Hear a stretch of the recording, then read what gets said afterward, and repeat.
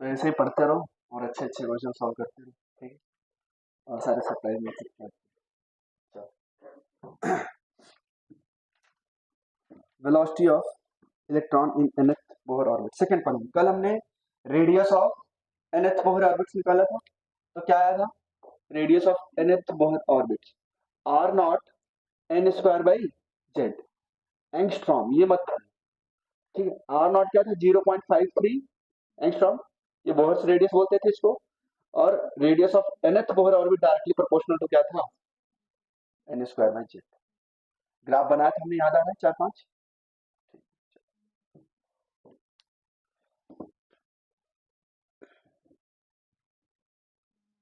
हाँ, velocity of electron in nth Bohr orbit.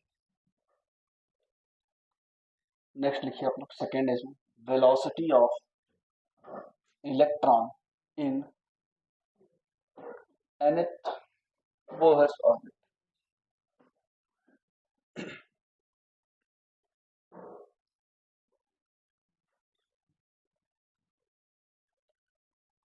चलो, ये न्यूक्लियस था और ये सर्कुलर ऑर्बिट में कौन रिवॉल्व कर रहा था? इलेक्ट्रॉन। मान लो nth ऑर्बिट है, ठीक है, और उसकी, हाँ, जो उसकी रेडियस क्या है? ठीक है, इलेक्ट्रॉन ऐसे रिवॉल्व कर, इसकी कुछ वेलोसिटी होगी सिमिलर टू सर्कुलर मोशन, ठीक है। अच्छा, यहाँ पे जो न्यूक्लियस था पॉजिटिवली चार्ज है, इलेक्ट्रॉन क्या है? निगेटिवली चार्ज है। इसको अट्रैक्शन फोर्स कौन प्रोवाइड कर रहा है? ये न्यूक्लियस ना, अगर ये घूम रहा है तो अट्रैक्शन फोर्स इसको कौन प्रोवाइड कर रहा था? Coulombic force. तो M we square by are बराबर के Q1 Q2 by r square. Are होगा कि Q1 Q2 by r square? Are होगा, ठीक है। चलो, क्यों? Coulombic force inversely proportional to r square होता था ना, के Q1 Q2 by r square, ठीक है। M we square by r, वही तुम्हें बोल रहा हूँ, आर स्क्वायर। अच्छा, यहाँ पे बताओ, इसके सेंटर के बाहर जो ये फोर्स फील करेगा, भाई जो आप घूम रहे होते सर्कल में, तो फोर्स बाहर की तरफ फील करते हो क्या? है? कभी वो ब्रेक डांस वाला झूला झूला है जिसमें गर्दन वगैरह के टूटने का खतरा रहता है, कभी भी मोड़ देता है। मैं तो उस पर गया ही नहीं अभी तक, मैं बाहर से देखता हूँ, अच्छा लगता है बाहर से देखते। तो वैसे ही वो जो पर्सन घूम रहा है उसमें देखो, वो बाहर की तरफ फोर्स फील कर रहा होता है क्या? ठीक है, वो घूम भी रहा होता है और वो जिस पे बैठा वो भी अपना घूम रहा होता है, दोनों ही घूम रहे हैं, ठीक है। जिस प्लेटफॉर्म पे वो पूरा सेटअप है वो खुद घूम रहा है, और जिस पे वो भाई साहब बैठे वो खुद, ठीक है। तो ये m we square by r, और इधर क्या लगेगा? इलेक्ट्रोस्टैटिक फोर्स, यही तो नेसेसरी सेंट्रीपिटल फोर्स प्रोवाइड करता था। अच्छा, तो पहला इक्वेशन हमने क्या बनाया था? M we square by are बराबर के Q1 Q2 by r square, ठीक है। अच्छा, एक आर से एक आर कैंसिल कर दो भाई, आर क्या है? रेडियस है, v velocity of electron, r क्या है यहाँ पे? रेडियस, वी क्या है? Velocity of electron, velocity of electron, ठीक है। चलो, अच्छा, अब इसको इसमें मल्टीप्लाई करो, तो M we square into r बराबर के जेड स्क्वायर। थोड़ा सा और अरेंज करो इसको, m v r into v बराबर के जेड स्क्वायर, मान लीजिए फर्स्ट इक्वेशन। और बोर्स का सेकेंड पॉस्टुलेट क्या बोलता था? इलेक्ट्रॉन उन्हीं सर्कुलर ऑर्बिट से घूमता है जिसमें उसका एंगुलर मोमेंटम क्या हो? इंटीग्रल मल्टीपल हो किसका? तो पहला हमें दूसरा इक्वेशन, एम वी आर बराबर एन एच अपॉन में 2 पाई। अच्छा, एक बात बताओ आप लोग, अगर मैं इसको डिवाइड करूं, कोई दिक्कत है क्या? ये दोनों इक्वेशन अपने को तो वेलोसिटी चाहिए nth Bohr orbit, m v r से एम वी आर, सिर्फ और सिर्फ क्या बचा? वी बराबर, अब यहाँ पे आ गया। तो के की वैल्यू क्या होती है? 1/4 पाई एप्सिलॉन, ठीक है। तो के ई स्क्वायर अपॉन में एच अपॉन में 2 पाई, इसको एक साथ रखो, ये पूरा कांस्टेंट वैल्यू है, into z by n, z by. अच्छा, वी बराबर, ये 2 पाई ऊपर चला जाएगा तो 2 पाई अपॉन में एच लिख सकता हूँ क्या? इंटू के की value 1/4 pi epsilon not, into e square, बाहर क्या होगा जेड अपॉन में एन, 2 पाई से ये कैंसिल 2, तो जो velocity of electron in nth Bohr orbit आया वो कितना आया, ई स्क्वायर अपॉन में, हाँ, 2 epsilon not into H Z upon में एन। इलेक्ट्रॉन का चार्ज रखोगे 1.6 इंटू 10⁻⁻19, एप्सिलॉन नॉट की वैल्यू क्या होती है 8.85 इंटू 10⁻12, एच की वैल्यू 6, ये सब रखोगे ना और सॉल्व करोगे तो जो वेलोसिटी आएगी कितनी आएगी 2.18 into 10⁻6 z by n metre पर सेकेंड। ये आ गया velocity of electron in nth Bohr orbit, ये याद रखना चाहिए रिजल्ट। तो यहाँ से क्या मिला आपको, velocity of electron is directly proportional to Z by n, velocity of electron is directly proportional to Z by, ठीक है। तो जैसे जैसे अगर एटॉमिक नंबर सेम है, जैसे जैसे आप ऑर्बिट से दूर जाओगे तो वेलोसिटी ऑफ इलेक्ट्रॉन क्या होगा, कम होता जाएगा क्या, ठीक है। चलो बोर्ड पे ध्यान दो बच्चा, ठीक है, okay.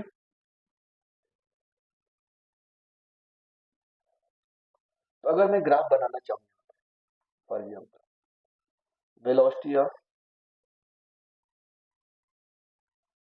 Electron is directly proportional to z या इनवर्सली प्रोपोर्शनल टू, अगर मैं ग्राफ बनाऊँ जल्दी से बताओ, इधर वेलोसिटी ऑफ इलेक्ट्रॉन है, इधर एटॉमिक नंबर है, फॉर एग्जाम्पल यहाँ पे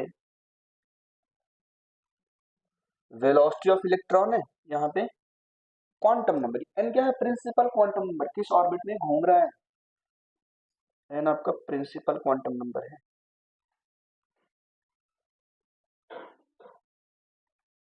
प्रिंसिपल क्वांटम नंबर। पहला ग्राफ कैसे बनेगा, हाँ straight line, y proportional to x, ये स्ट्रेट लाइन बनेगा। चलो और दूसरा ग्राफ हाइपरबोला रेक्टेंगुलर, ऐसे बने। अच्छा अगर मैं एक ग्राफ और बनाना चाहता हूँ,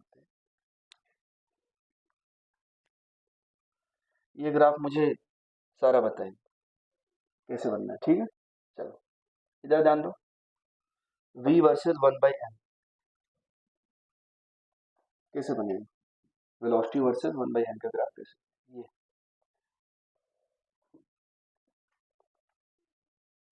ये स्ट्रेट लाइन और कहाँ से पास होगा, ठीक है, वेरी गुड। भाई v कहाँ है, y एक्सिस पे, और 1/n कहाँ है, x एक्सिस पे, तो y इक्वल टू mx जैसा ग्राफ बनेगा और ये ओरिजिन से पास है, ठीक।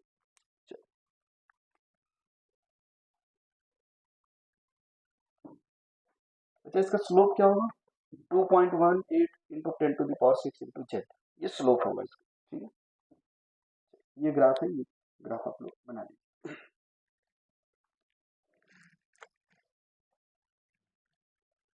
आप लोगों ने केमिस्ट्री में पढ़ा होगा 2.2 इंटू 1.18 को राउंड ऑफ करेंगे तो 2 आएगा, ठीक है। तो 2.2 into 10⁻6, okay. Energy of electron in nth Bohr's orbit, energy of electron in nth Bohr. तो न्यूक्लियस में प्रोटॉन और न्यूट्रॉन रहते थे, न्यूट्रॉन तो न्यूट्रल है, उस पर कोई भी चार्ज नहीं, न्यूक्लियस में जो चार्ज है वो प्लस जेड ई, ठीक है। और बाहर कौन घूमता था, हाँ ठीक, नेगेटिवली चार्ज पार्टिकल, ठीक है, ओके। इलेक्ट्रॉन सर्कुलर ऑर्बिट में घूम रहे हैं। चलो अब इसकी जो वेलोसिटी है कितनी है, v है। अच्छा इसको नेसेसरी सेंट्रीपिटल फोर्स कौन प्रोवाइड करेगा, attraction force, coulombic attraction force, coulombic force इसको अट्रैक्ट करेगा। ये बाहर की तरफ इस पे सेंट्रीफ्यूगल फोर्स लग रहा होगा mv²r, और उसको बैलेंस करने के लिए नेसेसरी सेंट्रीपिटल फोर्स किसने प्रोवाइड किया होगा, अट्रैक्शन फोर्स। तो यहाँ से जो आपका इक्वेशन बन जाएगा, इलेक्ट्रोस्टैटिक फोर्स बराबर सेंट्रीफ्यूगल फोर्स, ठीक है। तो इलेक्ट्रोस्टैटिक फोर्स कितना है और सेंट्रीफ्यूगल फोर्स कितना है, mv²r। तो अगर मैं लिखूं mv²r बराबर क्या लिखोगे, k q1 मान लो जेड ई और q two e divided by r square. अपने को क्या चाहिए, एनर्जी चाहिए, आर को आर से कैंसिल कर, तो क्या m we square by are बराबर k Z E square by r, sorry ये कुछ, ये आएगा अपना रिलेशन। अब energy of electron in nth Bohr orbit, पहला हम पढ़ने जा रहे हैं, फर्स्ट लिखना है यहाँ पे काइनेटिक एनर्जी। काइनेटिक एनर्जी कब कब बनेगा, जब इसमें हाफ को मल्टीप्लाई कर लो, इधर भी हाफ से मल्टीप्लाई करना पड़ेगा, बस जो ऑपरेशन इस तरफ कर रहे हैं उस वही ऑपरेशन इस तरफ करना पड़ेगा, ठीक है। चलो तो क्या लिखोगे, हाफ एम वी स्क्वायर बराबर half k Z E square divided by r, ठीक है। चलो तो ये क्या है अपना काइनेटिक एनर्जी, यही तो है, मैकेनिक्स में ही तो पढ़ते आ रहे हो भाई, मास इसका कुछ होगा एम, इस इलेक्ट्रॉन का कुछ मास होगा ना एम, तो काइनेटिक एनर्जी बराबर, हाँ अच्छा सर आर की वैल्यू भी तो पुट करनी पड़ेगी, बिल्कुल पुट करना पड़ेगा यहाँ पे आर की वैल्यू, क्या थी आर की वैल्यू, हाँ उसके पहले बताओ जो मैंने एप्सिलॉन नॉट ये सब करके बताया, हाँ के की value 1/4 pi epsilon not into Z E square. अब बताओ आर की वैल्यू क्या थी, एच स्क्वायर, एच स्क्वायर और हाँ pi M E square into N square by Z, ये था क्या, ठीक।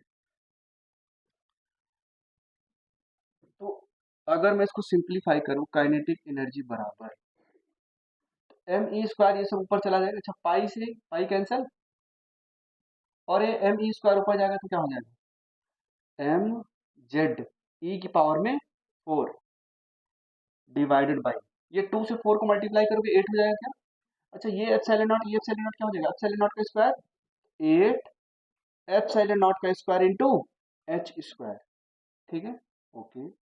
ये जेड ऊपर जाएगा तो जेड स्क्वायर हो जाएगा क्या, z square by N square, ठीक है। तो आप लोगों ने बोला सर ये रिलेशन आ रहा है एम जेड ई की power 4 8 epsilon naught square by H square, ठीक है, ये आपका काइनेटिक एनर्जी आ गया।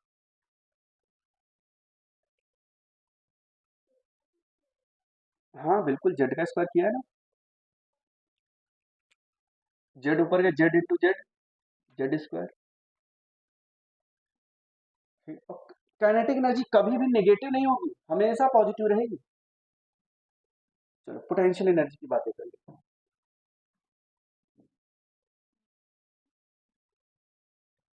पोटेंशियल एनर्जी दूसरा इसमें लिखो पोटेंशियल एनर्जी,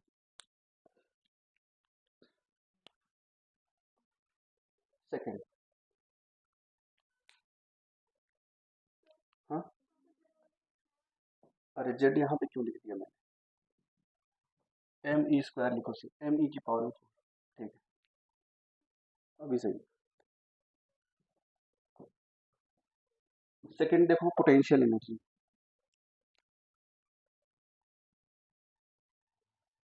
पोटेंशियल एनर्जी देखो, पोटेंशियल एनर्जी आप पढ़ते आ रहे हो, क्या लिखूंगा यहाँ पे, सुमैया आप बताओ पोटेंशियल एनर्जी क्या लिखूंगा इस सिस्टम के लिए, k q one q two by r square तो फोर्स होता है, आर होगा, ठीक है। अच्छा के जेड इंटू ई, मैंने क्या बोला था, पोटेंशियल या पोटेंशियल एनर्जी कैलकुलेट करते वक्त क्या बोलेंगे, साइन के साथ रखेंगे ना चार्ज को, माइनस ई, ये हमेशा याद रखना, पोटेंशियल या पोटेंशियल एनर्जी कैलकुलेट करते वक्त चार्ज को हमेशा साइन के साथ रखना, डिवाइडेड बाई आर, तो यू बराबर क्या आ गया, माइनस के Z E square by r, ये आया क्या। यहाँ पे देखो काइनेटिक एनर्जी क्या था, half k Z E square, अगर मैं इसको नीचे लिखूं यहाँ पे, ये काइनेटिक एनर्जी तो है, बराबर half k Z E square by r, यही तो है ना। यहाँ पे क्या है, माइनस के Z E square by r, potential energy. अब टोटल एनर्जी बताओ, अब यहाँ पे आर की वैल्यू पुट करोगे फिर से यही बनेगा, मैंने सिर्फ एक बार पुट करके दिखा दिया आपको कैसे करना है। एट द एंड अपने को रिजल्ट ही याद रखना है। Total energy, total energy. अब इस सिस्टम की टोटल एनर्जी क्या होगी? आप लोगों ने पढ़ा है kinetic energy plus potential energy. Total energy को अगर मैं टी से डिनोट करता हूँ तो क्या आएगा? टी बराबर kinetic energy plus potential energy. इस कॉन्सेप्ट पे ये जो मैं स्लाइड पढ़ा रहा हूँ इस पे बहुत सारे क्वेश्चन आए हुए हैं।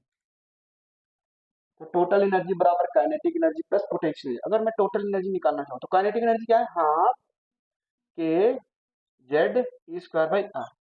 रिविजन कर रहे हो ना घर पे मैकेनिक्स वगैरह? नेक्स्ट टेस्ट में क्या आने वाला है मैकेनिक्स में? रोटेशन। तो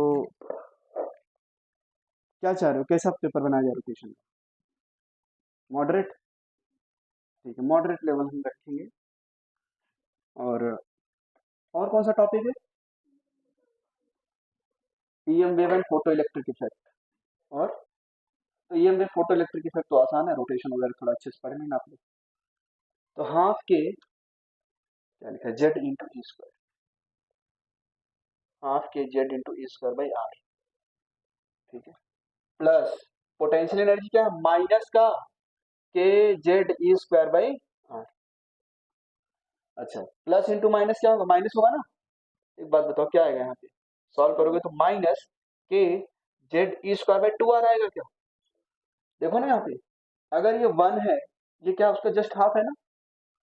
k z square by are को मैं वन मान ले रहा हूँ, तो k z square by two r क्या हो जाएगा? हाफ हो जाएगा ना। तो माइनस वन प्लस हाफ क्या होगा? माइनस हाफ होगा। समझ में आई? समझ में, समझ में आ रहा है? जरा अचानक से ऐसे पूछा मत करो, हमारा दिमाग वहां पे था। ये देखो टोटल एनर्जी आ गई, माइनस के Z E square by two R, minus के Z E square by two R आ गया, ठीक है। अब आप लोगों ने क्वेश्चन वगैरह अगर सॉल्व किए होंगे केमिस्ट्री, फिजिकल केमिस्ट्री में, तो वहां पे देखा होगा रेशियो पूछ लेता था total energy versus kinetic energy और पोटेंशियल एनर्जी का, ठीक है। तो हम रेशियो निकालने चल रहे हैं, ठीक है।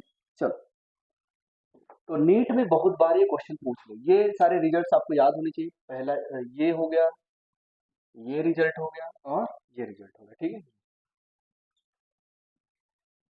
ठीक है, यहाँ पे देख लो। अच्छा, अब मैं फर्स्ट आपसे कौन total energy of the system क्या क्या है? निगेटिव आ गया क्या? अगर सिस्टम की टोटल एनर्जी क्या है? नेगेटिव है, तो सिस्टम कहा जाता है बाउंडेड इन नेचर है। क्या है? बाउंडेड है, ठीक है। क्यों भाई? याद करो जब मैंने ग्रेविटेशन पढ़ाया था तो टोटल एनर्जी क्या आया था? हाँ, नहीं नहीं, टोटल एनर्जी का फॉर्मूला क्या था?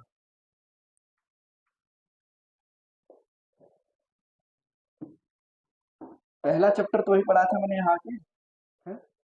मैंने भी काफी इंप्रूवमेंट किया आप लोगों को पढ़ाते पढ़ाते कि बच्चों को कैसे हैंडल करना है।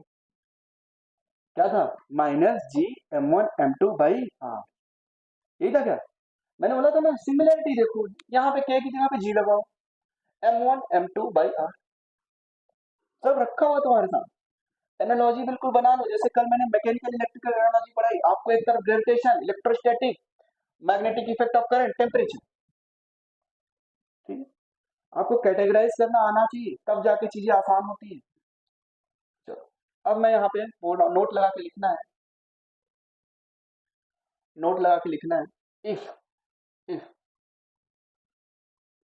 Total energy, if total energy of the system, if the total energy of the system, then system is said to be bounded in nature, ठीक है। then system is said to be bounded in nature। जैसे जैसे board का exam आएगा वैसे वैसे बच्चों के नंबर्स कम होते जाएंगे, यहाँ मतलब नंबर मतलब आने के है, जितने स्टूडेंट आ रहे हैं। आप लोग लग रहा है सर हमारा नंबर नहीं है, आपका नंबर बढ़ेगा और कुछ ही बच्चे आएंगे, ठीक है। If total energy of the system is negative, then system is said to be bounded in nature, ठीक है। बाउंडेड का मतलब क्या होता है? यहाँ पे जो इलेक्ट्रॉन इधर जानते सब लोग, ये जो इलेक्ट्रॉन इसको बाउंड किसने किया है, न्यूक्लियस ने, ठीक है, ओके। चलो जैसे इसमें क्या है, electron is bounded by nucleus, ये लिख लेना आप, electron electron is bounded by nucleus, ठीक। अभी मैं आपको यहाँ पे कंपैरिजन करा दूंगा ग्रेविटेशन से, तो थोड़ा और अच्छा होगा, करते ओके।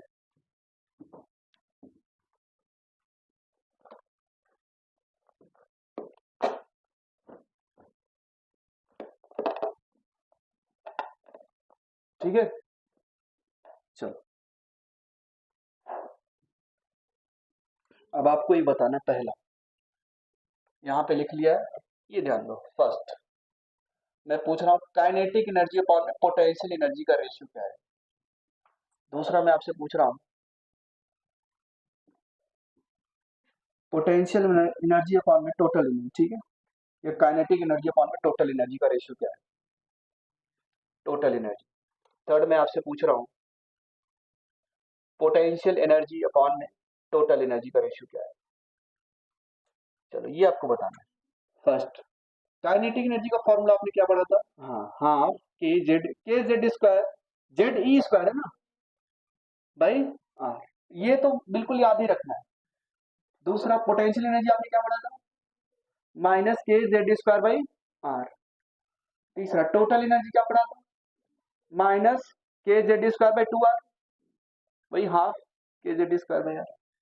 तो आप लोगों ने यहाँ पे देख लिया कि total energy of the system negative है, तो सिस्टम क्या है, बाउंडेड इन नेचर है, और जो इलेक्ट्रॉन है उसको किसने बाउंड किया हुआ है, न्यूक्लियस ने बाउंड किया हुआ है। अब रेशियो निकालो। तो पहला क्या पूछा, काइनेटिक एनर्जी अपॉन में पोटेंशियल एनर्जी क्या है, one minus one by two आ रहा है क्या, ठीक है, लिखो यहाँ माइनस वन बाई टू, ठीक है। चलो दूसरा क्या पूछा है, काइनेटिक एनर्जी अपॉन में टोटल एनर्जी क्या आ रहा है, माइनस वन अपॉन वन। भाई जितना काइनेटिक एनर्जी प्लस में है उतना ही टोटल एनर्जी माइनस में, ठीक है, तो माइनस वन।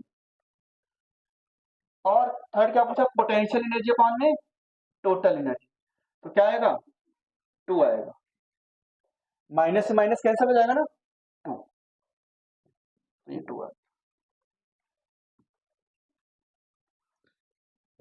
आई होप आपको रेशियो समझ में आया। आस्क्ड इन नीट, ये तीनों पे ही क्वेश्चन नीट में पूछा जा चुका है। तो जैसे जैसे हम ऑर्बिट से दूर जाते जा रहे हैं, तो उसकी काइनेटिक एनर्जी भी कम हो रही है, पोटेंशियल एनर्जी भी कम हो रही है, और सॉरी पोटेंशियल एनर्जी बढ़ रही है, और टोटल एनर्जी भी बढ़ रही है। चलो तो देख लेते हैं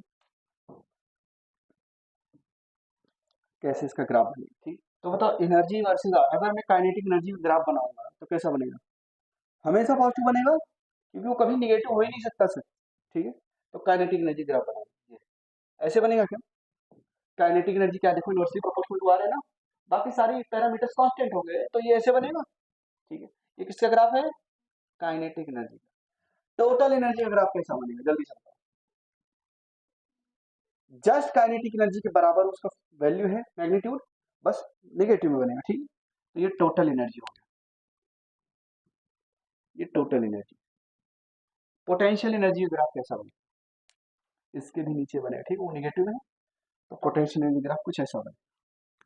क्या सेम ग्राफ हम ग्रेविटेशन नहीं पढ़े हुए हैं, सेम ग्राफ जाना है घर पे शॉर्ट नोट्स बनाना है। देखो मैंने ग्रेविटेशन में जो हम लोगों ने पढ़ा था, बताओ, एक मास है, प्लेनेट है जिसका मास है m1, एक छोटू सा मास है जिसका मास है m2, रिवॉल्व कर रहा है, ठीक है, और इनके बीच की दूरी है r, मान लो।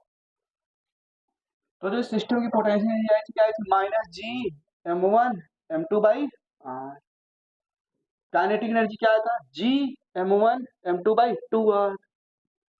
टोटल एनर्जी क्या आया था, minus g m1 m2 by 2r।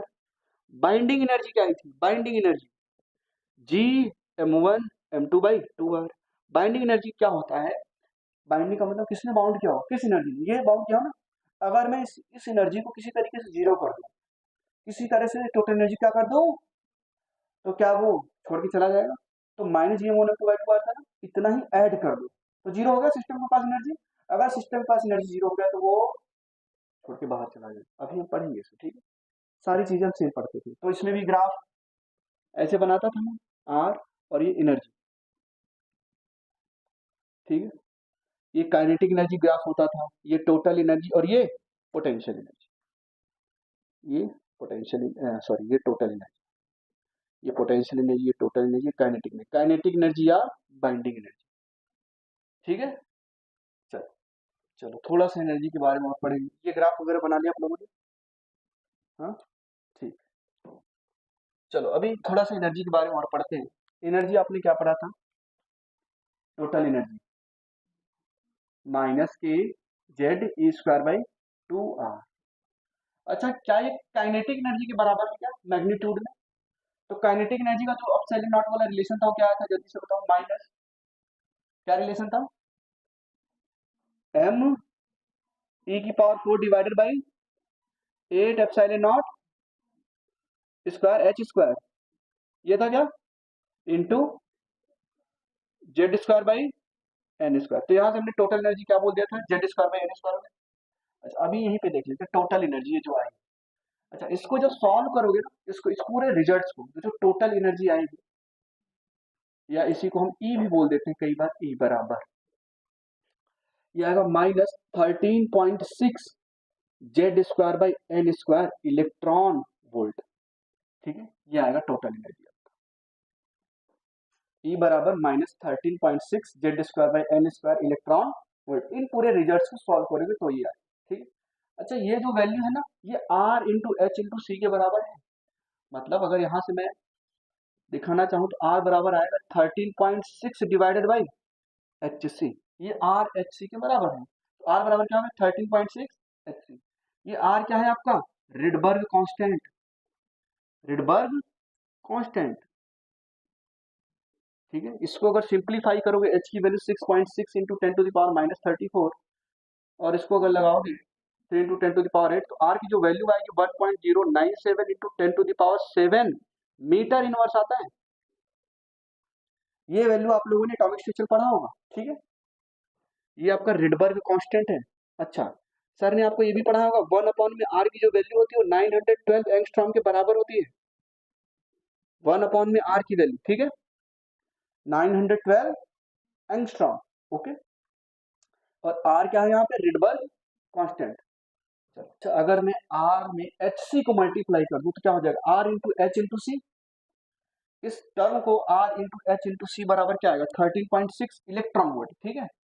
Are into H into सी बराबर 13.6 इलेक्ट्रॉन वोल्ट। ये नेक्स्ट है, और इसको हम बोलते हैं रिडबर्ग एनर्जी। इस पूरे टर्म को ही क्या बोल देते हैं, रिडबर्ग एनर्जी। यही आपका रिडबर्ग एनर्जी, रिडबर्ग एनर्जी। हालांकि ये आएगा नहीं, सिर्फ आपके काम का ये डेटा है या ये डेटा है। तो यहाँ पे जो एनर्जी आ रहा है वो क्या है, directly proportional to z square by N square, ठीक है।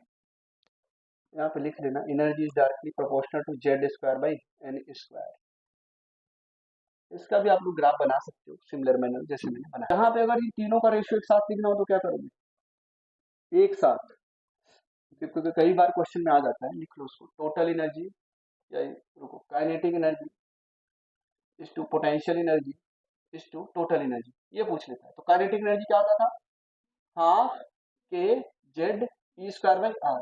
पोटेंशियल एनर्जी क्या होता था, माइनस के Z E square by r, okay. और टोटल एनर्जी क्या होता था, minus half k Z E square by r. K z square by r, k z square by r, k z square by r से cancel, तो क्या आएगा 1/2 is to -1 is to -1/2। अब अगर 2 से मैं मल्टीप्लाई कर दूं पूरे इक्वेशन में तो क्या आएगा, 2 इज टू -2 इज टू -1, ठीक है। नहीं नहीं 1 इज टू -2 इज टू -1, ठीक है। चलो वैसे भी देखो पोटेंशियल एनर्जी का मैग्नीट्यूड ज्यादा है, उसमें हाफ से डिवाइड नहीं हो रहा है, ठीक है। तो कोई अगर पूछे kinetic energy versus potential energy versus total energy का रेशियो क्या होता है, तो क्या बोलोगे, 1 इज टू -2 इज टू -1। ये आया, ये भी लिख लो आप, इसी के नीचे लिख लेना। यहाँ पे अगर एक छोटा सा स्पेस बचाओ या तो वहां पे सॉल्व कर लो, कोई दिक्कत नहीं, कहीं भी लिखो। कि न्यूक्लियस पॉजिटिवली चार्ज है प्लस जेड ई, और उसके चारों तरफ कौन घूम रहा है, इलेक्ट्रॉन। इसके लिए हम रिजल्ट डिराइव करने जा रहे हैं, ठीक है। चलो, ये वी वेलोसिटी से घूम रहा है, इसकी रेडियस है आर। क्या पूछा, टाइम पीरियड। टाइम पीरियड क्या होता था, time taken to complete one revolution, उसको क्या बोलते थे। ये इलेक्ट्रॉन यहां से चला, फिर से यहीं पे आ गया, तो जितना टाइम लगा उसको क्या बोलेंगे, टाइम पीरियड। तो टाइम पीरियड जो आएगा nth ऑर्बिट में क्या आएगा, 2 पाई radius of nth orbit divided by velocity in nth orbit. तो अब मैं यहाँ पे प्रोपोर्शनैलिटी निकालने जा रहा हूँ, यहाँ पे मैं क्या निकालने जा रहा हूँ, प्रोपोर्शनैलिटी से। तो time period in nth orbit is proportional to, radius किसके प्रोपोर्शनल था, n square by z divided, velocity किसके प्रोपोर्शनल था, जेड बाई एन। तो इसको फर्दर सिंप्लीफाई करोगे तो जो time period in nth orbit आएगा क्या, proportional to n cube by z square, n cube by z square.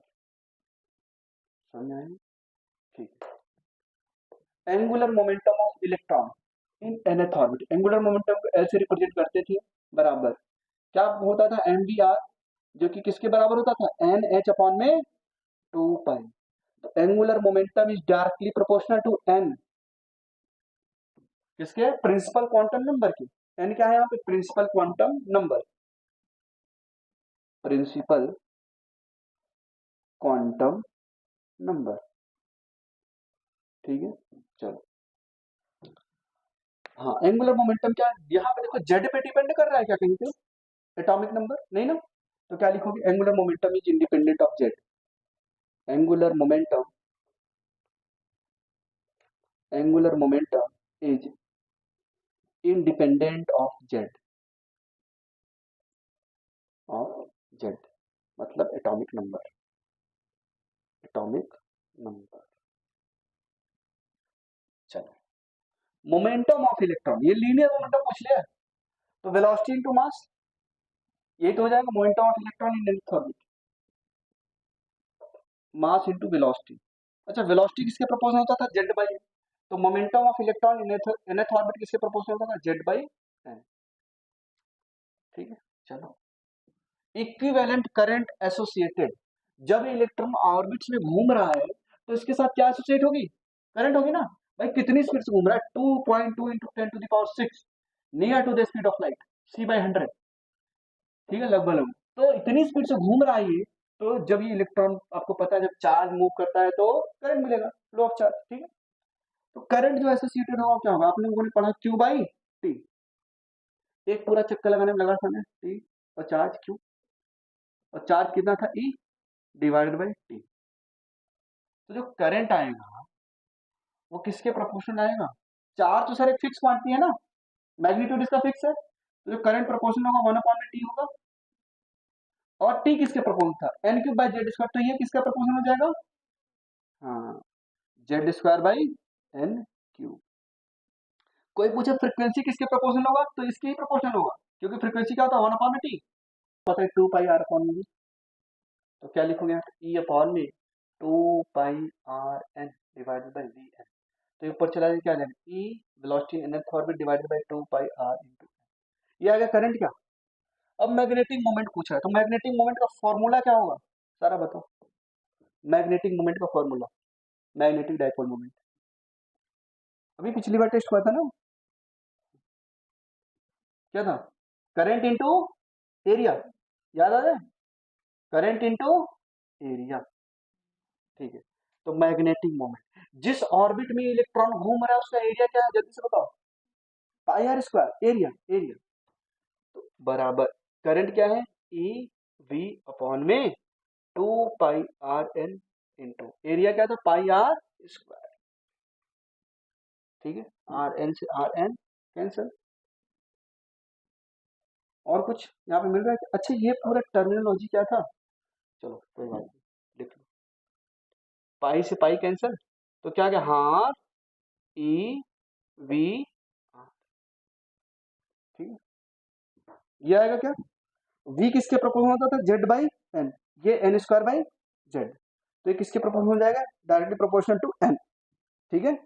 भाई देखो, अगर मैं यहाँ पे सिंपली लिखूं तो मैग्नेटिक मोमेंट प्रोपोर्शनल टू ये हाफ ई तो कांस्टेंट है, वेलोसिटी किसके प्रोपोर्शनल होता था, जेड बाई एन के, और रेडियस किसके प्रोपोर्शनल होता था, एन स्क्वायर बाई जेड के। तो जेड से जेड कैंसिल, एन से एक एन कैंसिल, तो magnetic moment is directly proportional to principal quantum number. देखो ये question, the ratio of kinetic energy to the total energy of an electron in a Bohr orbit of the hydrogen atom, in the Bohr orbit of an hydrogen atom. चलो ठीक है, कौन सा होगा,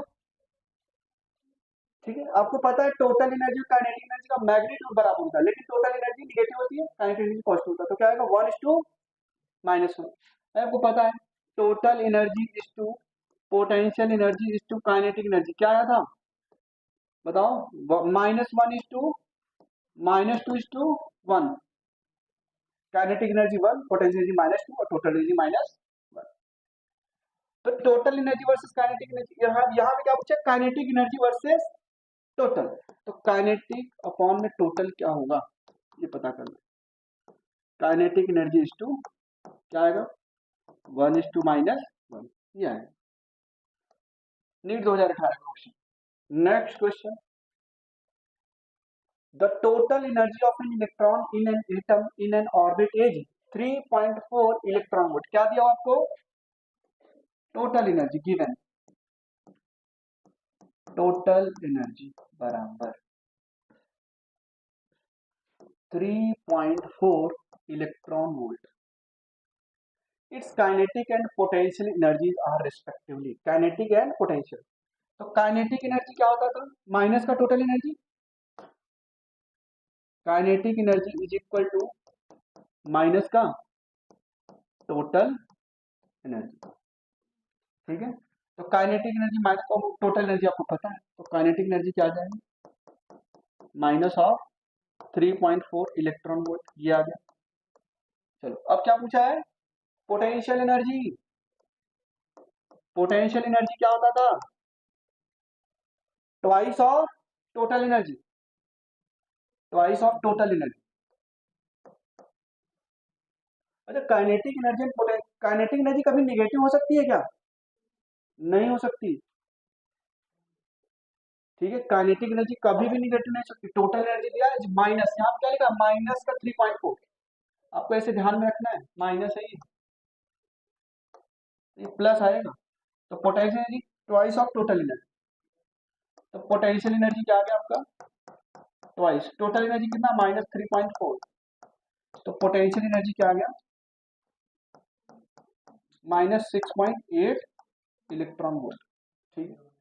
तो देखो सभी लोग, फर्स्ट ऑप्शन आ रहा है क्या, ठीक है। नेक्स्ट क्वेश्चन, ये देखो नीट 2022 में आया क्वेश्चन,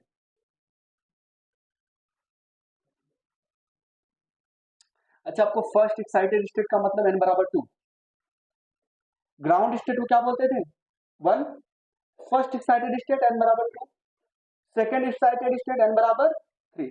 ये भी मैं आपको एक्साइटेशन एनर्जी पढ़ाऊंगा यहाँ पे, चलो क्वेश्चन पहले आ गया तो कोई बात नहीं। अगर मान लो सेकेंड एक्साइटेड स्टेट है, क्या है सेकेंड एक्साइटेड स्टेट,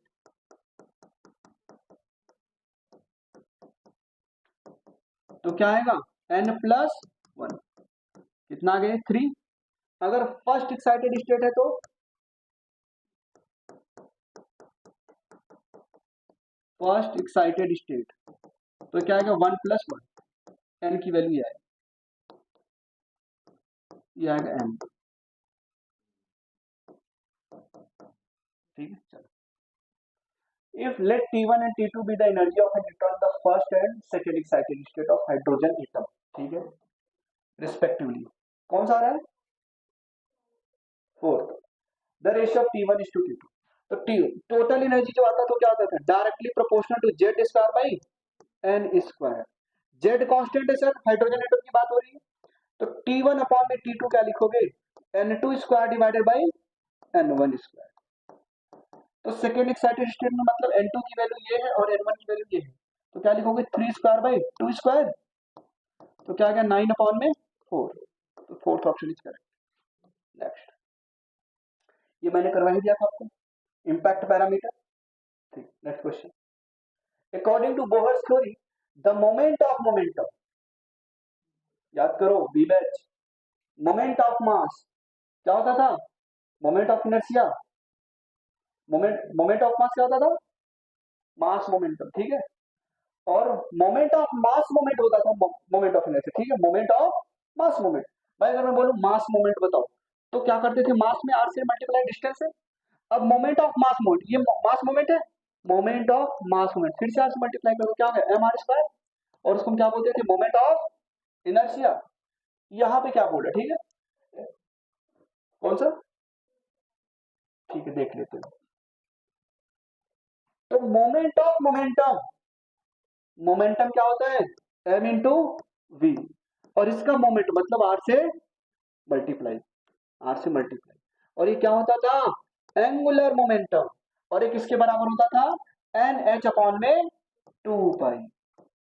तो क्या बोला, according to Bohr's theory the moment of momentum of an electron revolving in fourth orbit, n की वैल्यू क्या है 4, ये एन है, तो क्या लिखोगे, एंगुलर मोमेंटम बराबर 4 इंटू एच अपॉन में 2 पाई। तो 2 से 2 कैंसिल करोगे तो क्या आ जाएगा, 2 एच अपॉन में पाई। तो third option is correct. Next solve करो, कैसे तबीयत, ठीक है,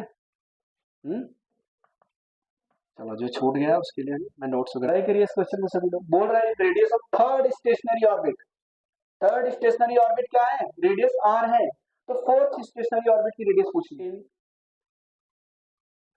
ऐसा नहीं कि आप लोगों के साथ नहीं हो रहा है ना, सबके साथ, 11 रिपीटर सब परेशान होते हैं बच्चे, ठीक है। तो कोई नई बात नहीं है, पहली चीज तो हम आंसर इसलिए करेक्ट करवा दें, क्लास में डाउट इसलिए लेता हूँ कि कोई भी करेक्शन हो उसको अपडेट करो। फिजिक्स में शायद था नहीं इस बार, एक दो था, उसको कर दिया करेक्ट मैम ने, उसको चेक कर लो।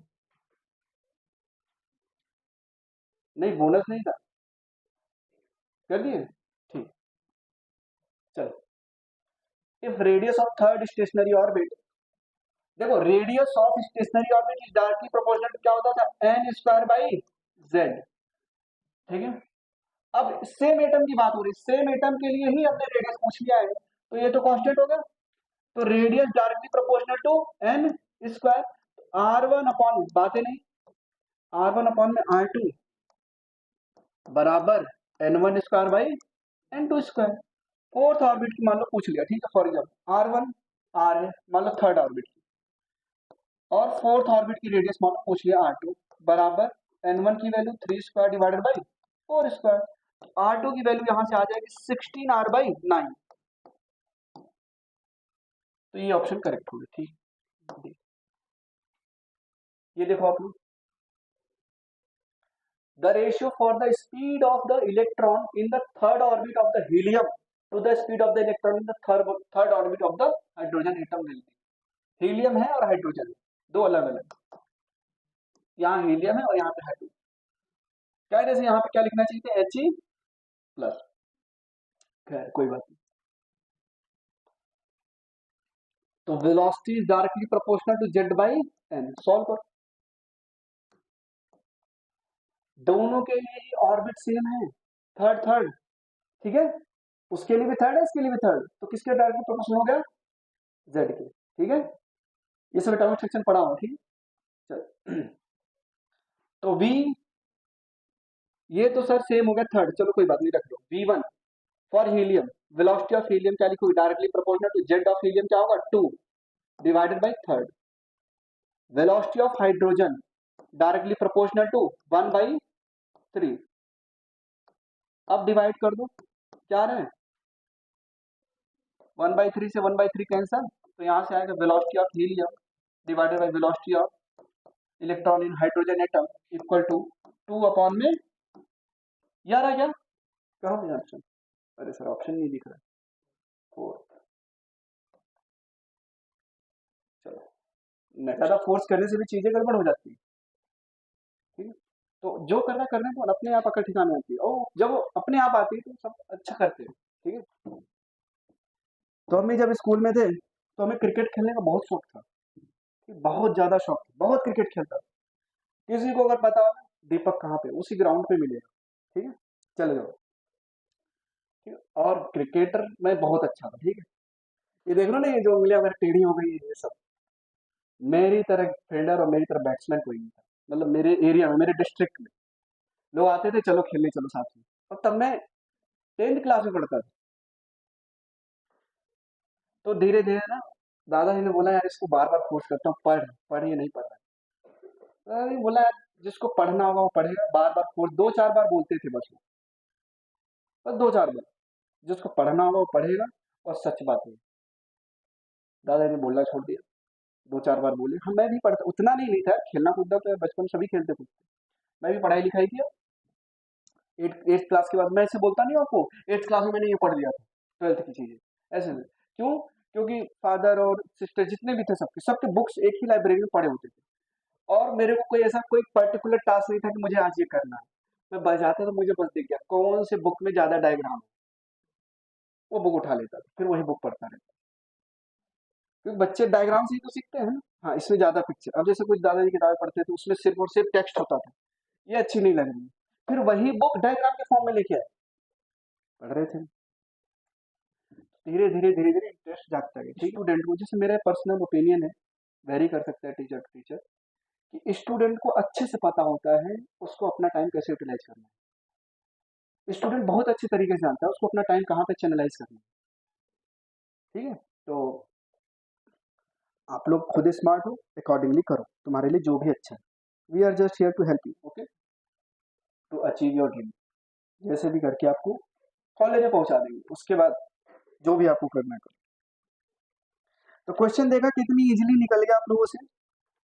हम्म, चलो चलो नेक्स्ट टॉपिक देखो, ये ऑन है, hydrogen spectrum.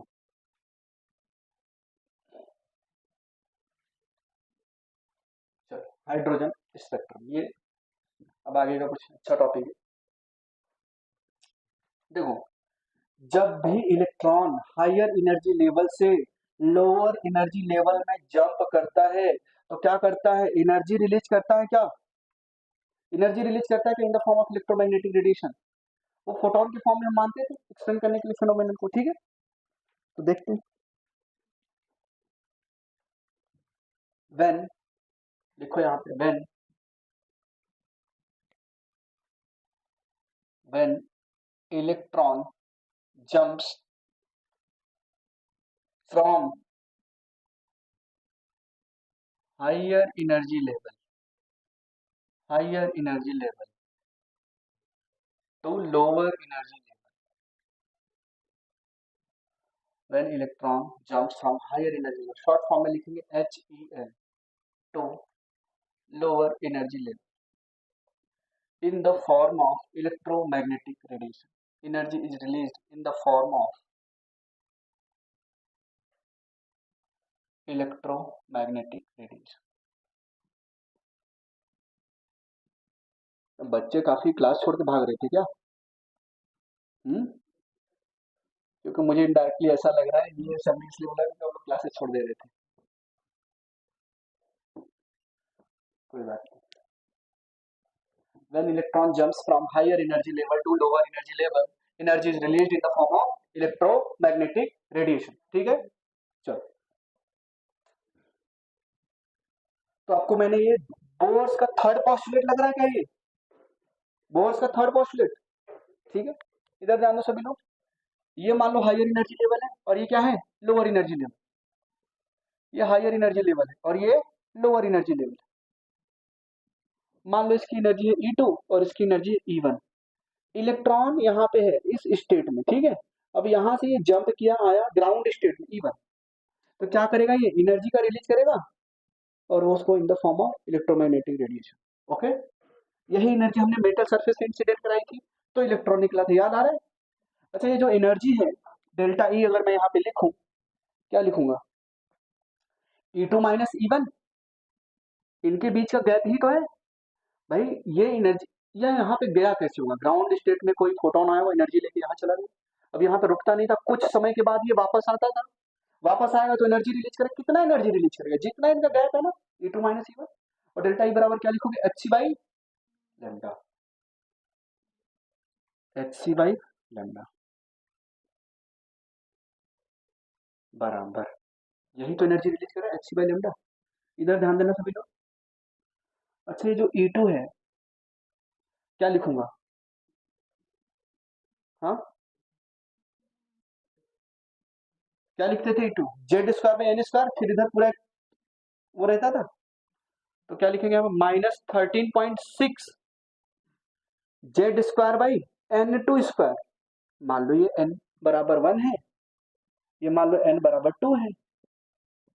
N2 square minus minus का 13.6 Z square by N1 square, ये लिखेंगे। अच्छा ये माइनस और माइनस प्लस, तो एच सी बाई लेमडा, सभी लोग इधर ध्यान देंगे, एच सी बाई लेमडा बराबर क्या होगा? 13.6 Z square by N1 square minus 13.6 Z square by N2 square. ठीक है, कुछ कॉमन दिख रहा है क्या? Yes sir 13.6। तो 13.6 यहाँ पे मैं सिंप्लीफाई करता हूँ इसको। 13.6, देखो आप लोगों को कुछ बोलता है ना मेरे को बुरा, मैं लड़ जाता हूँ। ठीक है, मैं कई बार तो खान सर को ये पूछ कर देता हूँ, अरे सर तुम शांत रहिए, है ना? और आप लोगों ने ये देखा भी होगा, मैं मुंह पे ही बोलता, अरे नहीं सर बच्चे ठीक है कर लेंगे सर, देखता हूँ ना। तो क्योंकि मुझे पता है नेसेसरी प्रेशर क्यों दे रहे बच्चों को, बच्चे वैसे ही इतना ज्यादा कर, अरे वो बच्चों की लाइफ जी के देखो ना। आपको तो बोलना है बस, जो कर रहे हैं जो फ्रेम में उसके ऊपर कितना प्रेशर है वो बच्चा ही जानता है। हम भी थे, हमारे ऊपर प्रेशर, हम तो जैसे हमारे फादर क्या कहते, रिलेटिव आ गए, कभी कभी फंक्शन में घर जाते थे, रिलेटिव्स बैठे हुए हैं, फूफा साहब भाई वो सब कह रहे हैं, पता नहीं कहाँ कहाँ से आए। हाँ बेटा लेके आओ जेईमेंस का एडवांस का पेपर सॉल्व करो। 3 घंटे तक बैठ के मैं वहां पे सॉल्व करती हूँ। और मुझे याद है मैंने सॉल्व किया, तो मैं पढ़ने गया था, 11th में था उस वक्त, और पता नहीं कहाँ कहाँ पे क्वेश्चन ले लिए। मेरे 103 मार्क्स आए 360 में। और पापा ने बोला भाई इस नंबर पे तुम्हारा सिलेक्शन होगा, और रियलिटी तो ये है 200 पे ही सिलेक्शन हो जाता था उसमें। और मेरा 200 पे ही सिलेक्शन हुआ था, 217 मार्क्स आए थे, क्योंकि 50% से ज्यादा स्कोर कर तो सिलेक्शन हो जाता था। अब वहां पे बेइज्जती पूरे रिलेटिव के सामने, ये पढ़ रहा है तुम्हें तो वहां पे सिर्फ खा रहा है और सो रहा है बाहर, है ना, पढ़ नहीं रहा, जबकि मैं बहुत ही हार्ड वर्क करता था। तो मेरा वो लेवल नहीं था उस समय ब्रेन का। तो एज यूजल, है ना, ये टीयर्स ऐसे गिर रहे थे नीचे, फिर सिंपैथाइजर आ गया, अरे बेटा कोई बात नहीं, है ना हम। अब मैं रो रहा था उस वक्त खड़े होकर। तो मुझे पता है भाई सब इनको लगता है बात ऐसा है। एक बार